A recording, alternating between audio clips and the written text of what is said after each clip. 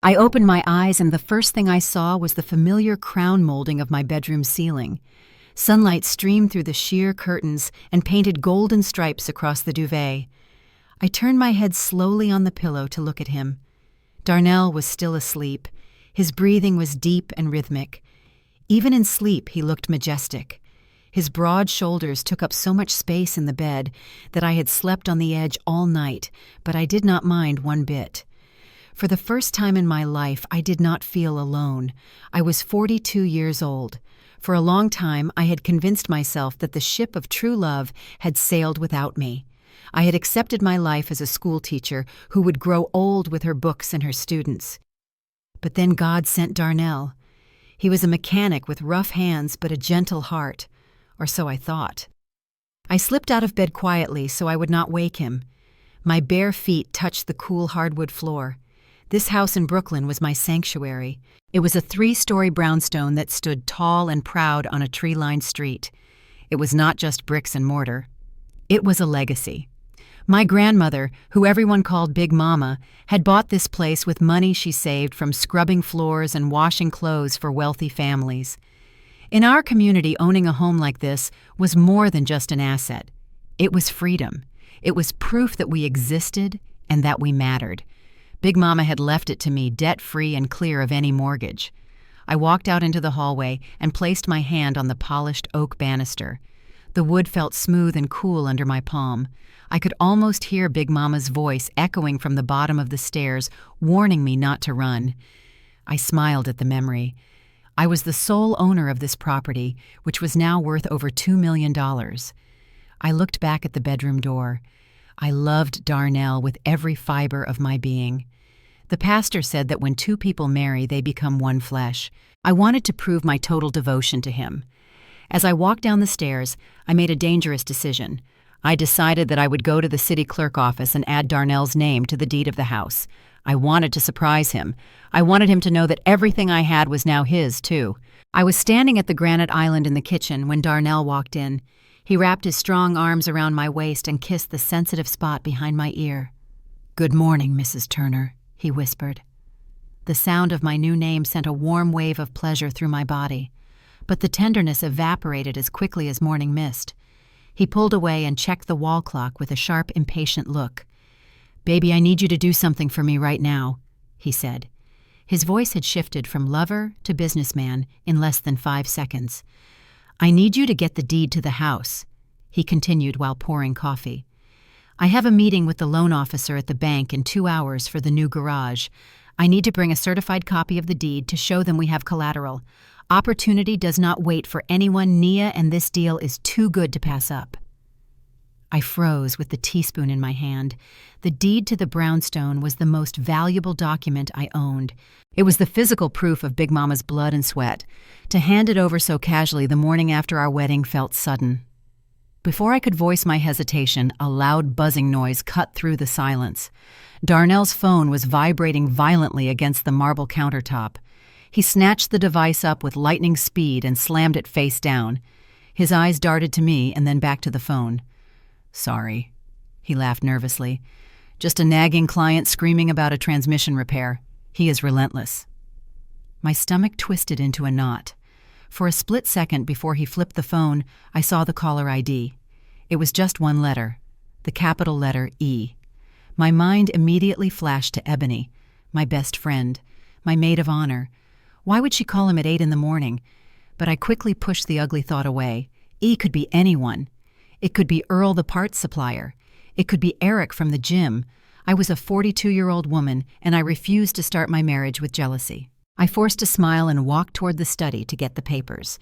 The heavy oak front door clicked shut and locked into place. The sound echoed through the hallway like a judge banging a gavel. Darnell was gone. He told me he had an urgent meeting with a potential silent partner who wanted to invest $50,000 into his garage expansion. He kissed me on the cheek before he left, but his lips felt cold and distracted. He did not look me in the eye. I stood by the window and watched his truck peel away from the curb with unnecessary speed. A strange heaviness settled in my chest. It was a feeling I could not name yet, but it tasted like ash. I turned back to the kitchen to clear the breakfast dishes. I told myself I was being ridiculous. I was a woman of faith, and I should trust my husband. I reached for the sponge to wash Darnell's coffee mug when my phone began to ring. The shrill sound made me jump, and I nearly dropped the ceramic cup. I wiped my wet hands on a dish towel and checked the screen. It was Mr. Franklin. Mr. Franklin was not just the manager of the Velvet Garden where we held our reception. He was a pillar of our community.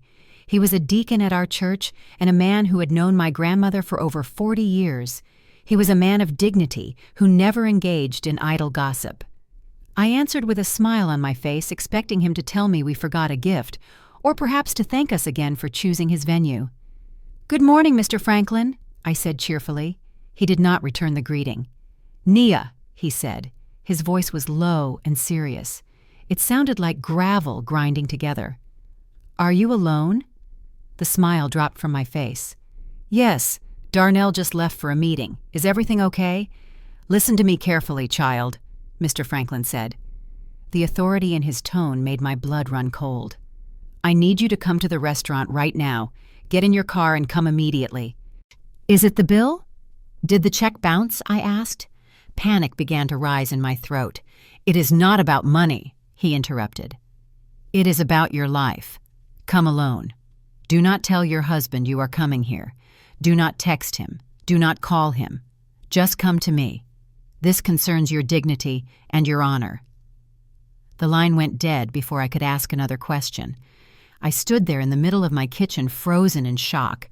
The word honor hung in the air. For a man like Mr. Franklin to use that word meant something catastrophic had happened. My heart began to hammer against my ribs like a trapped bird. I grabbed my keys and my purse. My hands were shaking so badly I struggled to lock the front door. I ran to my sedan and started the engine. As I drove down Atlantic Avenue, my mind raced with terrifying possibilities. The intuition that I had suppressed all morning came roaring back. I thought about the way Darnell flipped his phone over. I thought about the single letter E on the caller ID. I thought about his desperate need for the house deed less than 20 hours after we said our vows. The Holy Spirit was trying to warn me. I gripped the steering wheel until my knuckles turned white. The drive to the restaurant usually took 15 minutes, but today it felt like a journey to my own funeral. The Velvet Garden was eerily quiet without the music and laughter of the wedding reception. Mr. Franklin met me at the door. He did not smile. He looked at me with a mixture of pity and grave seriousness that made my stomach turn. He did not say a word as he led me through the main dining hall and into a small, windowless room in the back. This was the security office. The air smelled of stale coffee and electronics. He pulled out a metal chair for me and placed a steaming cup of chamomile tea on the desk. "Drink this, child," he said softly. "You are going to need it to steady your nerves." He typed a password into the computer and pointed to the large monitor on the wall. "We installed a new high-definition system last month," Mr. Franklin explained. "It captures everything, visuals and audio. I was reviewing the footage from the storeroom to check inventory when I found this. It was recorded yesterday at 7 in the evening while you were greeting your guests." He pressed a button. The screen flickered to life. The image was crystal clear. It was the back storage room where the extra chairs were stacked. I saw Darnell walk into the frame. A moment later, Ebony followed him. My breath hitched in my throat. They were not standing apart like friends. They were pressed together intimately. Darnell's hands were roaming over the red dress Ebony wore as my maid of honor. They kissed with a hunger that sickened me. But the visual betrayal was nothing compared to the words that followed. The new microphones picked up every whisper. "Just hang in there, baby," Darnell said on the screen. His voice was dripping with arrogance. "That desperate old schoolteacher trusts me blindly. I have her wrapped around my finger. I just need to trick her into signing the deed to that house her grandmother left. She is so stupid she thinks it is a romantic gesture." I watched in horror as Ebony giggled and stroked his face. "Make it fast, Darnell," she purred. "I am tired of playing the role of the fake best friend. It is exhausting pretending to like her." "Do not worry," Darnell replied with a cruel sneer. "Once my name is on the deed, I will take over. We will kick her out. I will put her in a cheap nursing home or throw her out on the street. It does not matter to me. Then we will sell the brownstone, and the money will finally be ours." The video ended, but the words echoed in the small room. Nursing home, the street, stupid. I sat there frozen. I expected to scream. I expected to fall to the floor and weep until my eyes were dry. But the tears did not come. Instead, a cold numbness spread through my veins. They were not just breaking my heart. They were plotting to erase my existence. They were laughing at Big Mama's legacy. They wanted to take the roof over my head that my grandmother scrubbed floors to buy and turn it into cash for their sinful lifestyle. The sheer disrespect ignited a fire deep within my belly. The pain evaporated and was instantly replaced by a pure white-hot rage. I was no longer just a heartbroken wife. I was a woman whose kindness had been weaponized against her. Mr. Franklin placed his heavy hand on my trembling shoulder. He squeezed it firmly. "I know you are hurting, Nia," he said in his deep, rumbling voice, "but you cannot fall apart now. Do not let these evil people laugh at you. Do not let them steal your birthright. You need to wipe your face and stand up. You need to do exactly what the granddaughter of Big Mama would do." I splashed cold water on my face in the restroom of the Velvet Garden. The woman staring back at me in the mirror looked different. Her eyes were no longer soft and trusting. They were hard like flint. Mr. Franklin offered to cancel the second-day party, but I shook my head. No, that party was going to be my stage. That was where I would deliver my performance. I walked out to my car with the flash drive safely tucked inside my purse. It felt heavy, like a loaded weapon. The drive home was a blur. I rehearsed my lines over and over again. I had to be perfect. If Darnell suspected that I knew the truth, he might become dangerous before I could expose him. When I pulled into the driveway, Darnell was already there. He was pacing back and forth on the porch like a caged tiger. He did not come down to open my car door like he usually did.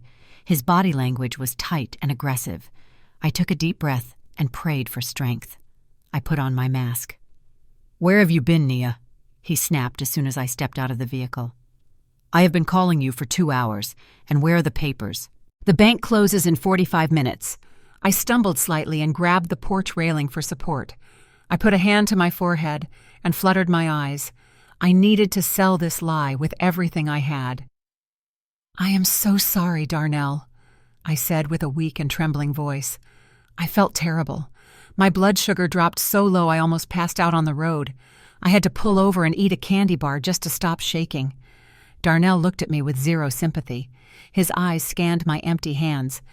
"But did you get the deed?" he demanded. "Tell me you at least got the paperwork." I let out a long sigh and slumped my shoulders. "No, baby. I went all the way to my mother's house to get the safe key, but I was so dizzy I forgot to grab the folder. I left it on her dining table. I cannot drive back there today. I am too sick. We will have to do it tomorrow." Darnell's face turned a dark shade of red. The veins in his neck bulged. He spun around and punched the vinyl siding of the house with a loud thud. "Damn it!" he shouted. "You are so useless sometimes, Nia. I told you how important this was. Now I look like a fool to the investors."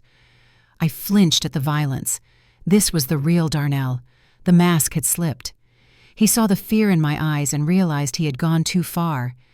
He took a deep breath and forced his face to relax. It was terrifying to watch him switch personalities so fast. He composed himself and put on a fake smile.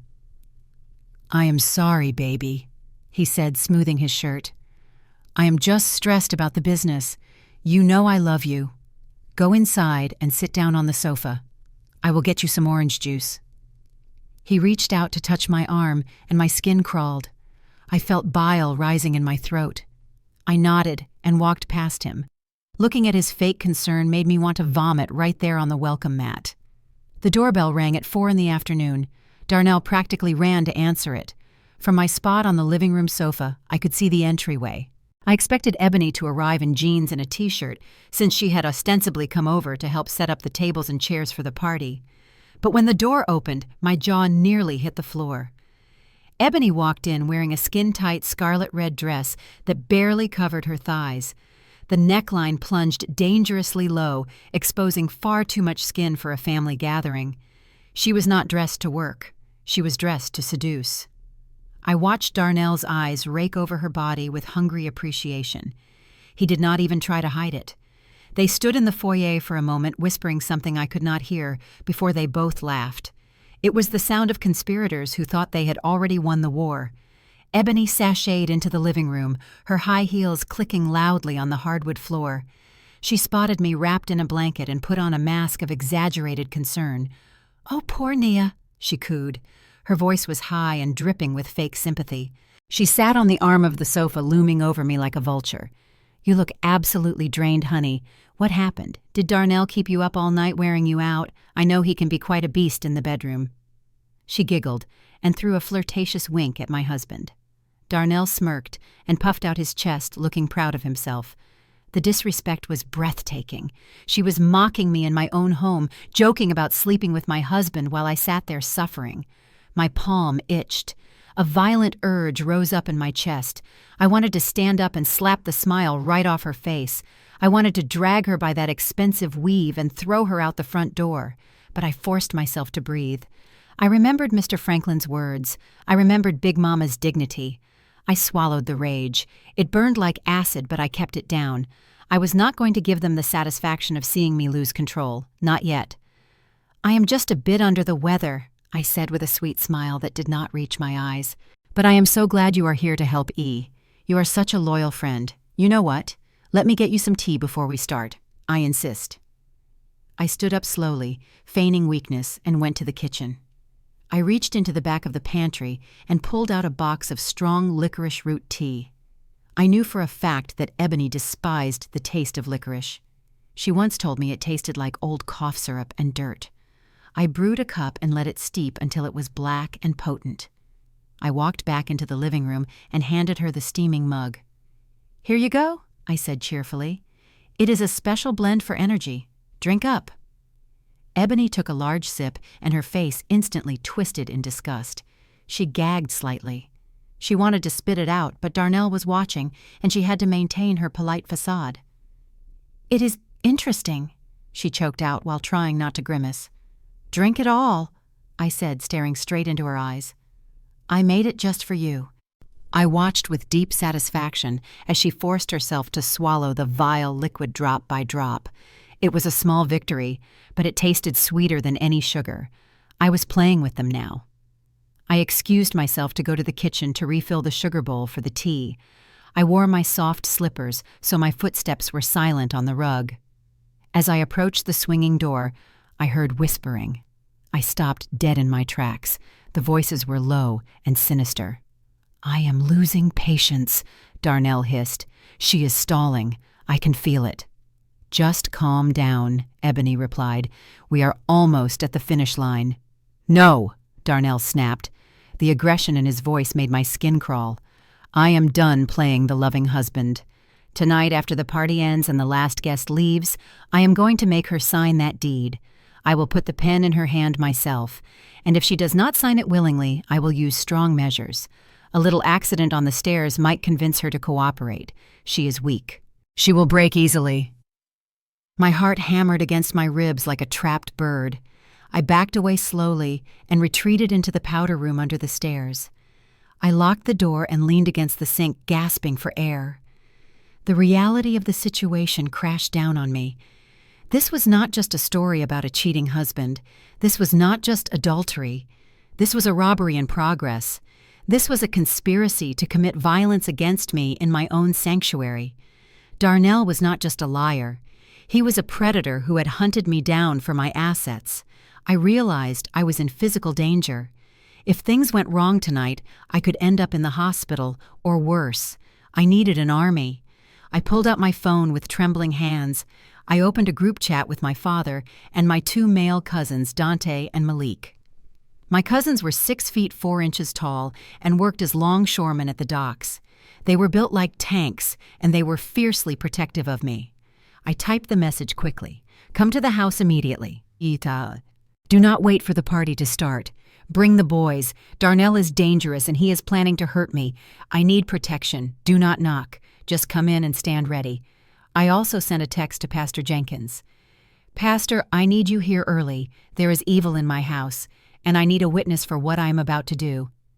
I pressed send and looked at my reflection in the mirror. My eyes were wide with fear, but behind the fear was a steely resolve. I was not going to be a victim. I was turning my home into a fortress. I washed my hands and dried them. I was ready for war.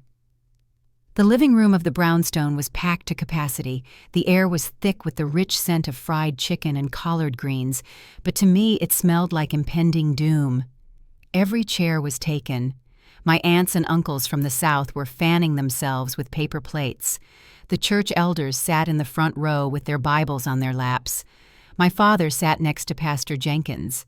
They both looked solemn and alert. I had warned them that trouble was coming, but Darnell was too blinded by his own arrogance to notice the tension in the room. He thought he was the king of the castle. He stood in the center of the Persian rug and tapped the microphone to get everyone's attention. He flashed that $1,000,000 smile that had fooled me for 6 months. He looked the part of the devoted husband perfectly. "Family and friends," Darnell began. His voice was smooth like warm honey. "I just want to take a moment to give glory to God. The Lord truly smiled on me when He brought Naya into my life. She is not just a wife to me. She is my rib. She is my rock. The Bible tells us that a wife of noble character is worth far more than rubies. Nia is my Proverbs 31 woman. She brings me good, not harm, all the days of her life." A chorus of amen and hallelujah rippled through the room. I looked over at my mother. She was dabbing her eyes with a lace handkerchief, weeping tears of joy for a lie. It broke my heart to see her so deceived. Then I looked at Ebony. She was standing right next to him, clapping harder than anyone else. She looked at me and smirked. The sheer hypocrisy made my blood boil. They were using the Holy Scripture to cover up their filth. I decided that I had heard enough. I smoothed my dress and stepped forward. My cousins Dante and Malik moved from the shadows near the door and crossed their massive arms. Darnell looked confused for a split second, but he handed me the microphone, assuming I was going to thank him. I gripped the cold metal device. My hand did not shake. I looked him dead in the eye. "Thank you, husband," I said. My voice was steady and cut through the room like a knife. "Your words are so moving. Since we are sharing the depths of our hearts, I have prepared a special gift for you too. It is a video presentation. I think everyone here deserves to see the most honest and authentic moments of our love story. Please turn your attention to the wall."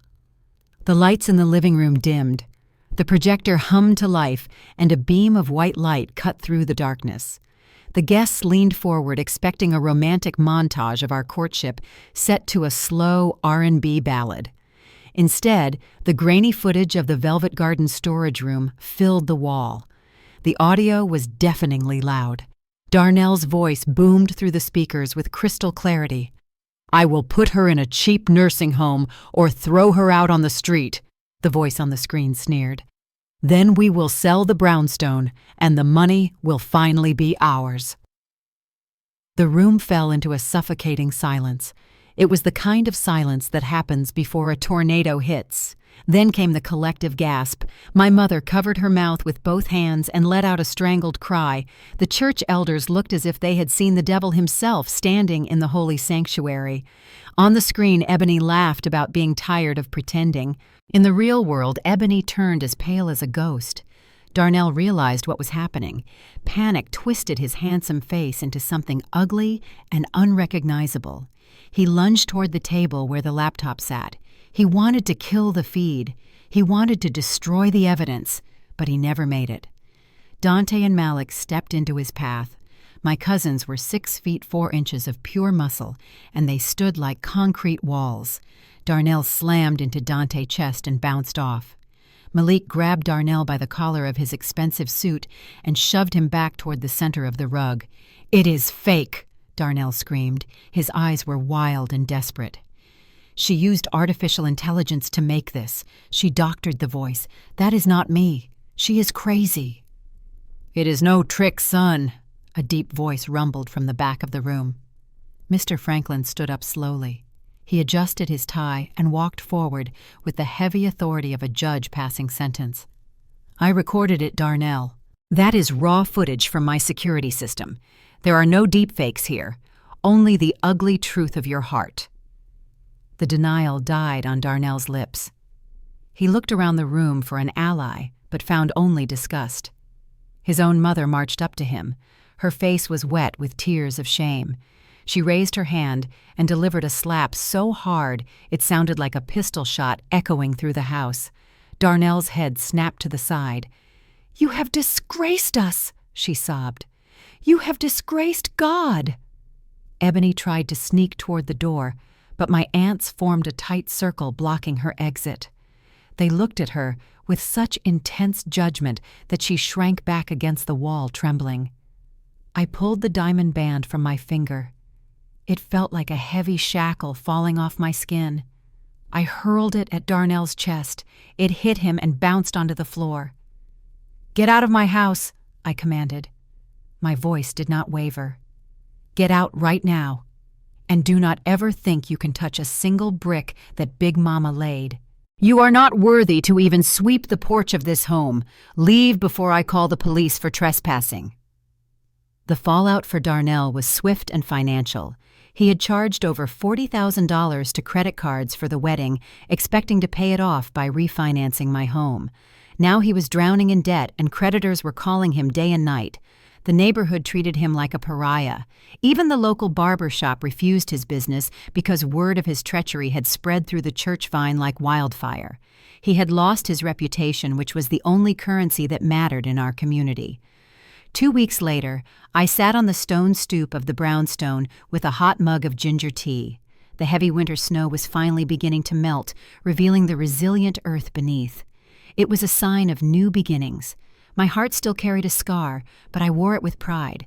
I had successfully defended the legacy that my ancestors built with their bare hands. I looked up at the intricate stonework of the house and felt a deep sense of peace. Big Mama would be proud of me.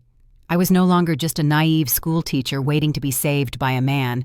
I was a strong black woman who had the courage to save herself. I took a deep breath of the crisp morning air. I was alone, but for the first time in my life, I felt completely whole. Life often teaches us the hardest lessons through the people we trust the most. Betrayal is painful, but it is also a powerful reveal. It strips away illusions and shows us the strength we didn't know we had. Do not let the deceit of others harden your heart, but let it sharpen your wisdom. Protect your peace, cherish your legacy, and remember when someone shows you who they really are, believe them the first time. Your value does not decrease based on someone's inability to see your worth. Walk in your truth and let karma handle the rest.